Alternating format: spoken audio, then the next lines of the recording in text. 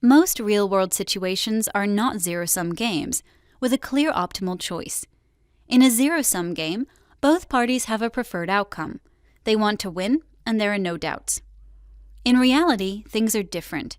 There typically isn't a universally accepted solution or a dominant winning strategy. A non-zero-sum game is different because it allows participants to choose whether they want to cooperate or to compete. Remember, the two players can have common and opposing interests at the same time. The most classic example of a non-zero-sum game is the prisoner's dilemma. Here, two players must decide what they will do, and the outcome for both depends on their own actions. So, we have two criminals arrested, suspected in a robbery. Police officers hold the two criminals in different interrogation rooms and offer them the following options. If one of them confesses the crime and the other one doesn't, the one who's confessed walks away free, while the other one receives a 10-year sentence. If both confess, they will receive a 5-year sentence each, and if neither one confesses, they will both walk away free. Okay, so this is how the typical non-zero-sum game with two players looks like. At first sight, it appears the situation in which the two prisoners cooperate and do not confess is a clear optimal strategy, right? However, please remember the two prisoners are held separately, so they wouldn't know the decision of the other party until they make their own.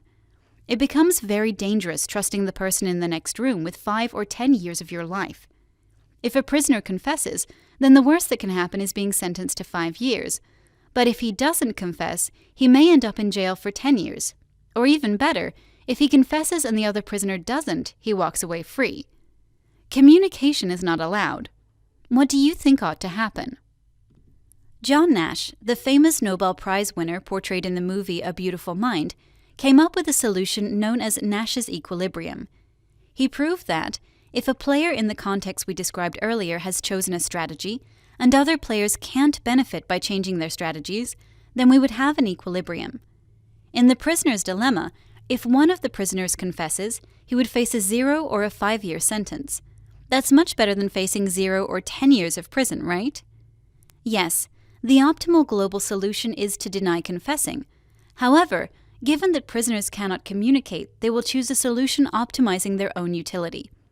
In our next lesson, we'll provide an example of how game theory and Nash's equilibrium can be used when analyzing a business case. Thanks for watching.